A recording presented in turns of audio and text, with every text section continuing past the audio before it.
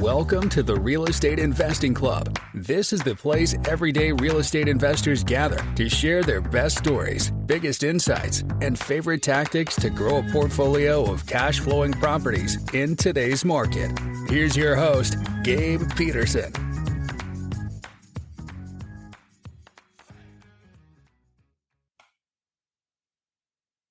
All right. We are back with another episode of the Real Estate Investing Club. Today we have Terrie Schaeur with us. Terrie is from the Mindful Landlord book. She is a property management pro, and we were just talking about how we both love jiu-jitsu. But we're here to talk about real estate. Terrie, I am super excited to have you on. Thank you for hopping on. Thank you. Absolutely. I told you before we got on here, we like to start with stories. We like to hear how people got to where they are today. So why don't you take us back to the beginning? How'd you get started in real estate? Sure. So it's a great story. I moved away to college when I was 19 and out of my parents' house and into this very poorly managed student house. Like there was no space in the dorms. So I ended up living in this like co-op house that was just really not managed. I can't even say badly managed. And the first thing I did was pick up the garbage.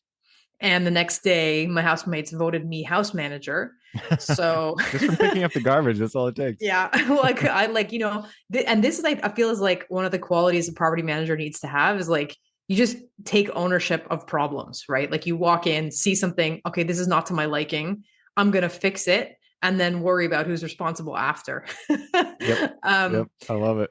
So that's kind of how I got started. And then I moved around a bit and started house hacking before purchasing a property, before house hacking was cool. So I then actually moved to Vancouver. So I've been now to Seattle a couple of times. All right. And like rented a big house there because I was still studying. And I was like, okay, I like this, managing student housing thing. So let me rent a big house and like rent out the other rooms and, diminish my cost of living like that. Oh, you were really house hacking. You didn't buy the house. You sublet the house that you rented. Wow, I love that. Yeah. I think I was like 24 when I moved out there, and like the idea of buying a property was a bit too daunting. And so I was like, okay, like let me just rent it. And it wasn't even really on my radar that like you could do that until I moved. I think that is the most underrated strategy when it comes to real estate investing is, and this is, me and my girlfriend are pregnant right now, and I'm going to tell my daughter to do this, like house hack, go get a lease and rent it out to other people when you're in college. It's genius. It teaches you how to do real estate. You don't have to buy the property. And so it's a good idea. Sorry, I jumped into your story. Keep going. Yeah. No. So then that, I already, by the time I decided that I wanted to start investing, like I, read Rich Dad, Poor Dad. And I was about halfway through a PhD. And I moved back to Montreal, which is where I'm from initially, and went to see Dad. And I was like, Dad, look, I've been managing properties for 6 years, right? Like it wasn't a plan, but like that was what I'd been doing. And I'm like, look, I really think it's time to do this for money. So let's buy a building and I'm going to do the same thing. And, I also... You already had the proof of concept. You're like, come on, we got this. No problem. Yeah. And I picked the worst part of town at the time. And Dad was like, what are you doing? And I was like, no, trust me, it's going to work. And it did. I mean, it was, it also happened that like that part of town is like really, Canada's not dangerous. So it's not like anybody has guns. It's not like you're risking your safety. It's just not aesthetic. And there's like a lot of, social assistance, a lot of like drugs, but it's not anything that's going to be a personal risk. It's more that just you're going to come home and like people are drinking on the stoop and like, right. Yeah. You don't have to worry about bullets flying. You just have to worry about something that's not appeasing. And so like basically I rented the place out to foreign students. And so those people didn't really know that this was a bad area. So I was able to like command almost double the rent. And while at the same time provide a service where like the students were just really happy to have this kind of a community that they could lend into. Nice. And this was a multifamily that you bought? Yeah, it was a triplex. Oh, triplex. Okay, cool. Yeah. And then that went so well that I ended up with another house, like another triplex and another triplex. And then we ran out of borrowing capacity and kind of got tapped out at 9 doors. And I was like, but this model still has legs. Right. We can still do this. Yeah. Let me become a property manager and let me sell my business model to other people in the area who want to make more money and want to have a better kind of tenant. And so that's what I did. I just, went through, back then it was like we had Kijiji, which is like kind of like your Craigslist. And like I just went through the rental ads in there and was like, hey, want to make more money? Let me I rent your love it. unit. That's a good way to um, go for, I mean, if yeah. you have a property management company and your clients will be other investors. And so where's the best place to find investors? Listings of investment properties. That makes a lot of sense. Yeah. And so then I did that and kind of grew a property management company that focused on those kind of student rentals.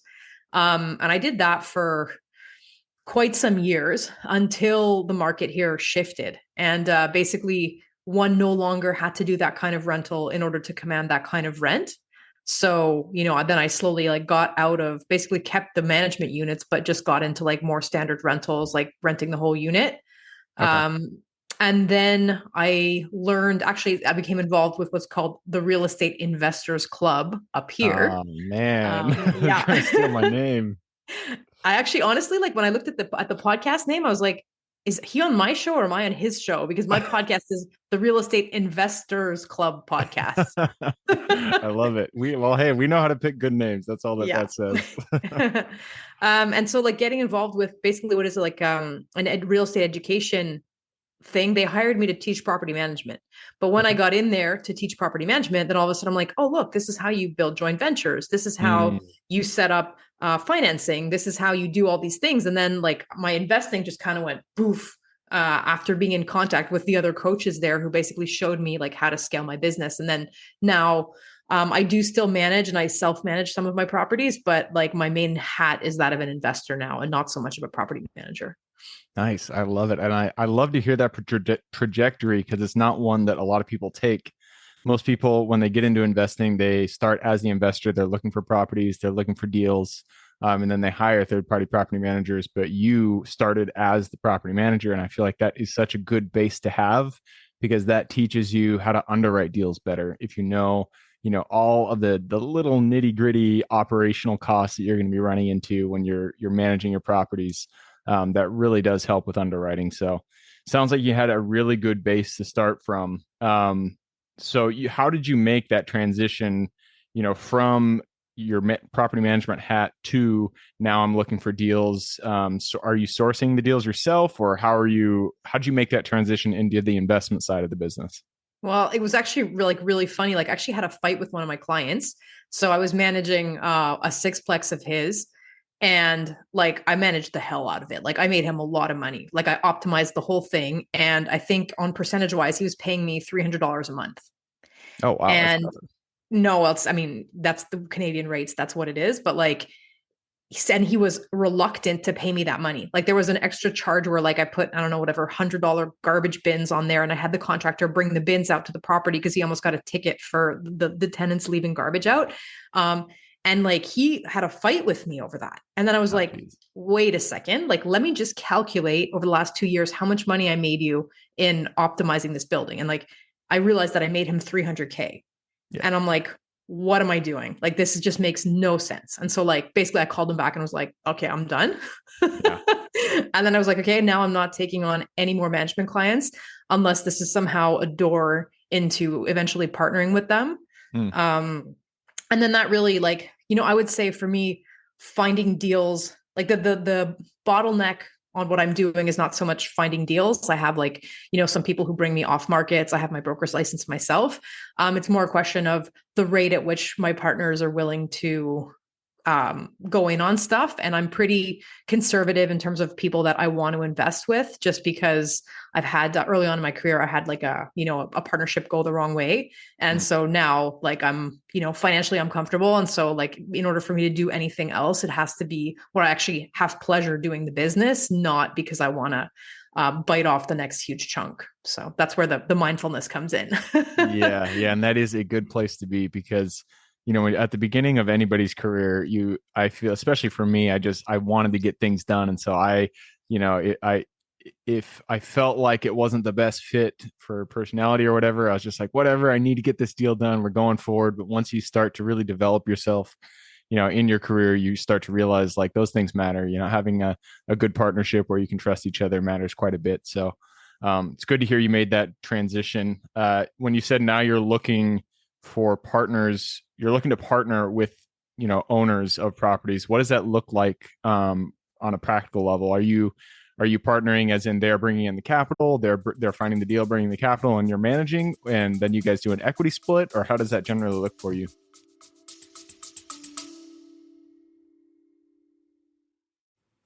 Before we continue on with today's guest, I want to tell you guys about a community I'm launching on School to help investors like yourself grow your own portfolio. In this community, you'll get access to all the docs I use, all the systems I've built, everything I've used to grow my own portfolio, as well as instructions and guidance on how to get out there and find great deals, how to finance those deals, and then how to manage them for great returns. Since we're just launching it, the price will be set at a measly $20 per month, and whatever price you join at is the price you'll have for life. We will be increasing the price as the group grows, so if you're at all interested in growing your portfolio along other investors, now is the time to join. I will put the link somewhere in the bio or on our podcast website at therealestateinvestingclub.com, so if you are interested, head on over there. With that said, let's get back to the podcast. Well, I'm the optimizer, and usually I'm the one who finds the deal.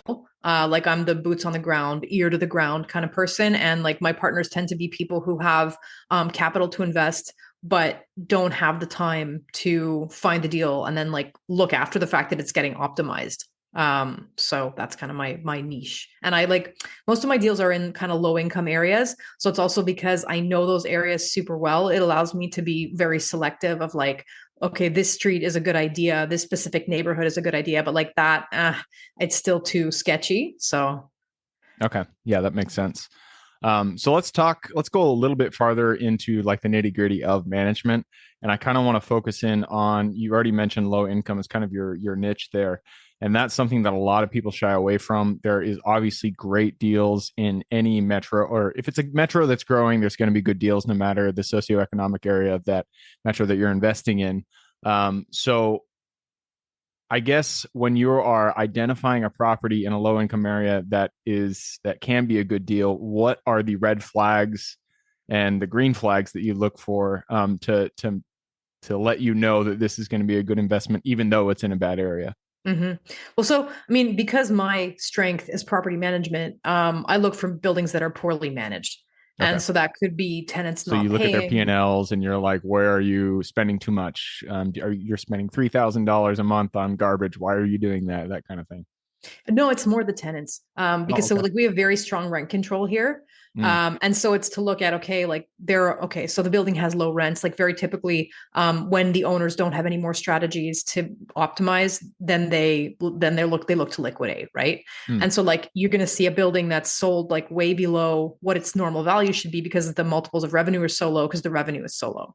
And then I want to go into the building and I want to be like, okay, like what's the deal with these tenants? Like if the building is poorly managed and that there's a lot of drugs, there's a lot of people who are not paying, there's like a lot of that kind of situation. I know that I can come in and clean it up and optimize the rents by cleaning up the building.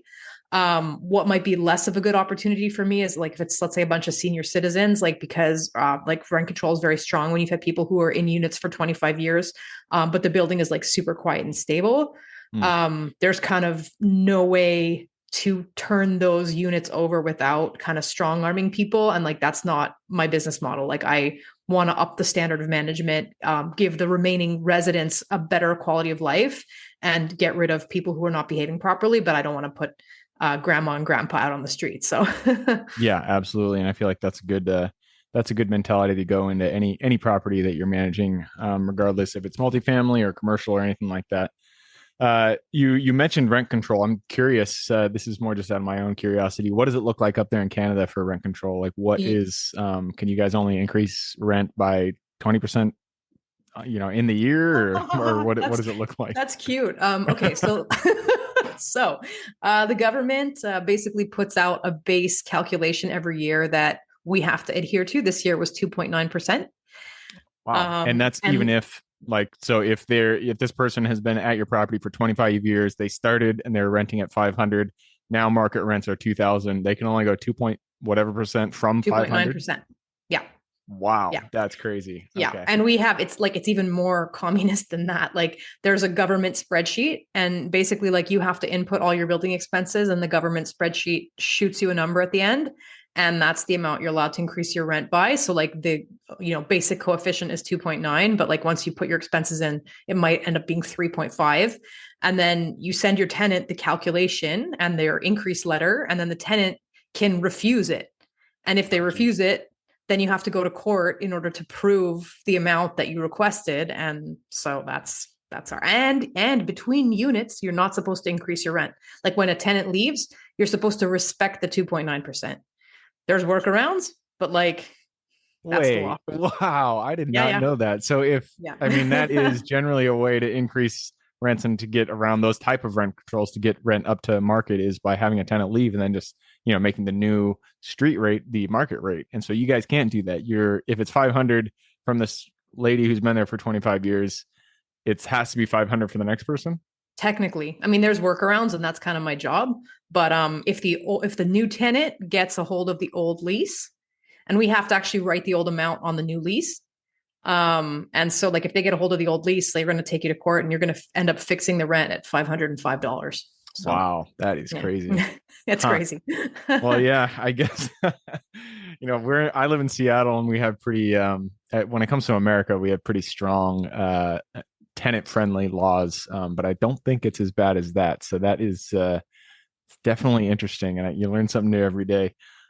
So I guess I don't want to get stuck on that topic because, there's so many other things to go into, but you're really curious now how you go about underwriting properties when you're looking at, if everything is under market rents, then you can't really put in your pro forma, like we're going to be able to hit market rates by X, year 3, year 4, whatever.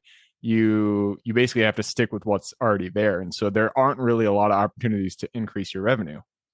Well, this is where the bad tenants come in, right? Because Okay. like when tenants turn over, like we have workarounds to increase to market. So like there's like kind of manipulations you have to do, but like there's a way to do it. And so like when I go in and do my visit of the area of the units, I have to be like, okay, what are my chances? Like what percentage of people do I think are going to leave in the next 2 years? And like usually I run my optimized plan over a 2-year period. And then sometimes you get lucky and like a few more people leave or something happens. But like I can get a feel by now how precarious people's tenure is in the place. And then that becomes something that you build into the financial model. Gotcha. Yep, that makes sense.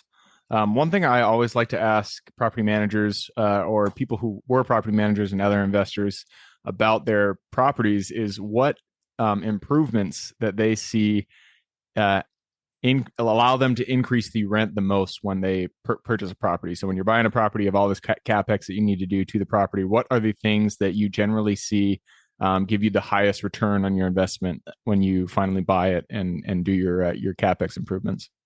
Yeah, I mean, the areas that we work in, really, like I'm not a construction person, so somebody else might give you a different answer. But like for us, it's really kind of lipstick, like we'll repaint, we'll like redo the kitchen, like, paint the cabinets kind of thing. But the thing is, if at a certain area, like the market rent is $900, if you put a gold toilet in there, it's not going to get you $950. Not going, yeah. Yeah. And I tell that, to like some of the people that I coach now who own property, and rents are so market sensitive here that like, there's no point overdoing the upgrades. And like, it's also our market here. Like, I feel like Montreal is not a very rich city. And so it means that like people are blocked by what their income is. And so they're just not going to pay for anything more. So you might as well just give them a Toyota. And anyways, there's not that many Toyotas on the market. There's not enough affordable housing here, just like everywhere else. So give them something clean and minimalist, and, don't add, sometimes people want to like add Wi-Fi or add all these other things, but like in my market, it doesn't make sense. That's not to say you can't do those value adds somewhere else, but get rid of the bugs and paint the kitchen. Yeah, absolutely. You need to be cognizant of the market that you're investing in. And it sounds like you are a master of Montreal, so you know your market well. I just took a peek at the clock. It looks like we're running it down. Before we jump into the quick question round, I wanted to ask about your book, Mindful Landlord. What is it? What can people expect? Where can they find it? Okay, so it's available on Amazon. I'll try to do the really quick elevator pitch. So half of it is my management strategies. So basically, like everything we talked about in the interview up to now. The other half is a mental training program. And, so much of what we do in life is up here. And I like to use the parallel of diet, right? Like we all know what we have to put in our mouth to lose the 10 pounds, but whether or not we do it depends on what's going on up here. And real estate is no different. You really need to have a solid mindset if you're going to achieve your goals. And I feel like there's not enough of that in real estate investing. And like, I also just want to take a quick minute to delineate the difference between mindset and mindfulness. Like, I feel like there's a lot of people who are like mindset, my positive affirmations, but like, that's not what I'm talking about. I'm talking about like actually understanding how your consciousness operates. So the difference between thoughts, emotions, and presence, learning to navigate between those three levels in such a way that your thoughts are not sabotaging you, your emotions are not sabotaging you, and your decision making is really coming from the right place. So it's difficult to explain that in 30 seconds, but like that's kind of where it's going. Nice. I love it. That's one of my favorite topics. Sounds like a book I would enjoy, and they can find it on Amazon. Just search Mindful Landlord, correct? Yeah. Awesome. I love it. All right. With that, we're going to move us to the quick question round. Are you ready? Go for it. Let's do it. Starts with books or any form of education. Give me 2 recommendations, one for general life wisdom, one for real estate specific. Sure. Well, I mean, I'm going to recommend my own book, obviously. Absolutely. Mindful Landlord. General life wisdom. So what sent me on the mindfulness path was Way of the Peaceful Warrior by Dan Millman. Great book. And if, it is what to mindfulness, what Rich Dad Poor Dad is to real estate. So if you haven't read that book, by all means do. It's going to change your perspective on things. Yeah, that is a great book. It was one of the first kind of mindful books that I read. But actually, the Audible for Way of the Peaceful Warrior is really well done. So if you guys aren't really into reading, either way, you should read that book. But you can check out the Audible because they actually do a really good job with that. And generally, I don't like listening to books, but they did a good one with that. So, all right, moving on to the next question. And this is for your younger self. So let's go back to the Terrie who had no experience in real estate. She was picking up that first piece of garbage at her student housing way back when. Go to her, look her in the eye, give her one piece of advice moving forward.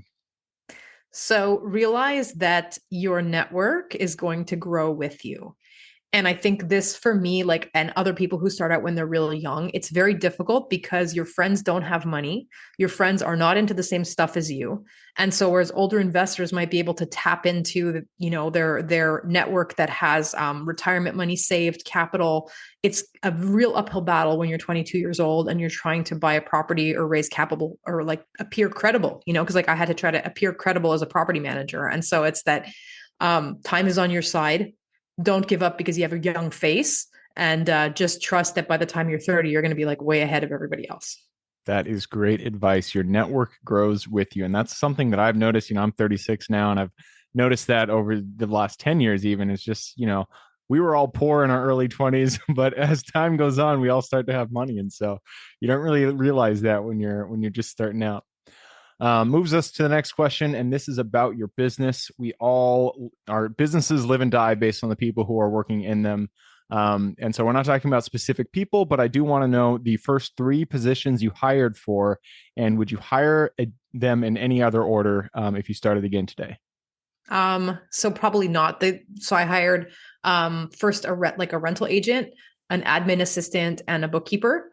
Mm-hmm. And I would probably do the same thing based on the way my business is now. I think probably I would have gone with the admin and the bookkeeper first and the rental agent after, but those were necessary. And if I can say a word also in terms of everything that's available now with virtual assistants, you don't have to wait to have a full position to hire. Like, it's so easy now to hire a part-time bookkeeper, to hire, a part-time admin assistant. There's really no excuse to not fill those 10 hours a week if that's all you had, because there's going to be a VA who's going to be willing to do it for you. So, yep, absolutely. That is, I feel like a VA is something that I would definitely recommend just somebody just starting out. That should be their first role, because you can get a VA, just like you said, for a couple hours a week, and they are going to help you more than you think. And that moves us to the next question. I know you are a single metro gal.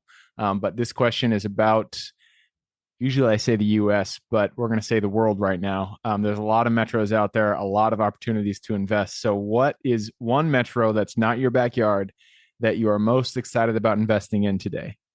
So it's actually a good question. I'm investing in a place an hour and a half out of Montreal called Trois-Rivières, or Three Rivers. It's kind of like a working class town that has had a good COVID. And I can say, a word to your US audience, we didn't have 2008, and Canada right now is going through the correction that you guys had. Oh, interesting. Yeah. And so if you're looking for opportunities north of the border in the next, 6 months to a year, there's going to be some, I think, really good opportunities because, we've been following the same interest increase cycles as you guys have, but Canada is one of the top three overvalued real estate markets, or it was up until about a year ago. So there's going to be some good deals to pick up here. I did not know Canada escaped the 2008 meltdown there. That's pretty interesting. Huh.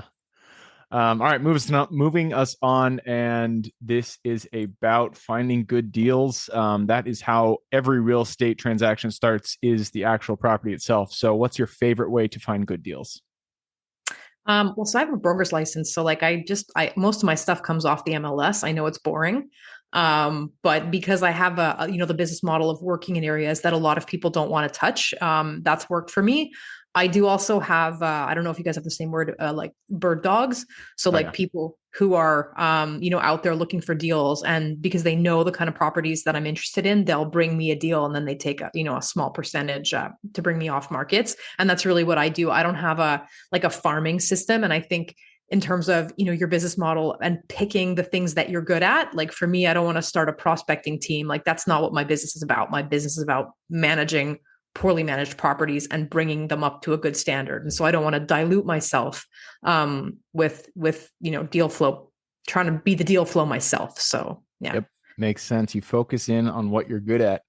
And that leads us to the next question. And this is about mentors. None of us are islands. We all stand on the shoulders of giants. So who is one mentor who has contributed significantly to your career today? Wow. I mean, if anything, I think I could just make a call to action that people should have more mentors, because I think I'm very self-taught. And I feel like if I had been a bit less self-taught, I think things would have gone faster for me. Obviously, I really value the investor community around me at this point, who are kind of colleagues at this point. But I can't really say that I had a mentor. And I guess if I could go back, that would be another piece of advice I would give my younger self, is to surround yourself with people whose shoulders are a bit higher than yours, because it's going to help you go a lot faster. Yep, absolutely. All right, that leads us to the very last question. This is for the listeners. You've given us a lot of good advice. I'm sure people want to reach out and learn a little bit more about your book, about what you're doing up there in Montreal. So why don't you give us the best way for people to reach out and get in contact with you? Sure. So I'm with my name. I'm pretty much available on most social media. So Facebook, Instagram, LinkedIn. LinkedIn is probably my favorite. Otherwise, you can go on the mindfullandlord.com website, pick up the book on Amazon. So that's really where to find me. Perfect. Mindfullandlord.com. And then Terrie Schaeur, TerrieSchaeur.com. I will put those links in the show notes. So if y'all want to reach out to Terrie, just click a little more in the description. It'll pull down the full description, and in there you can find Terrie's URL. All right. Well, Terrie, that wraps it up. Thank you very much for hopping on the show. Thank you for having me on. Absolutely. And for everybody who's here with us today, thank you guys for showing up. You are the reason we do this. So if you guys have any questions whatsoever, reach out to me, Gabe at therealestateinvestingclub.com. And if you guys want to support the show, all we ask is you give us a thumbs up, a like, a share, all that jazz. That's all we really need here. Other than that, I hope you have an absolutely fantastic week. Keep rocking real estate, and I look forward to seeing you on the next episode. All right, before I officially sign off, I have a quick announcement to make.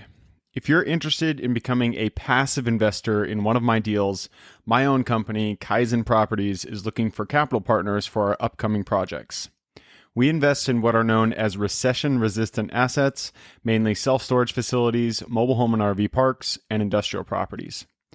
If you're interested in investing and would like to learn a little bit more about my company, our investing criteria, and some of the previous projects we've done, Go to the Real Estate Investing Club podcast at therealestateinvestingclub.com and scroll all the way down to the bottom of the page. Click on the Invest With Us button.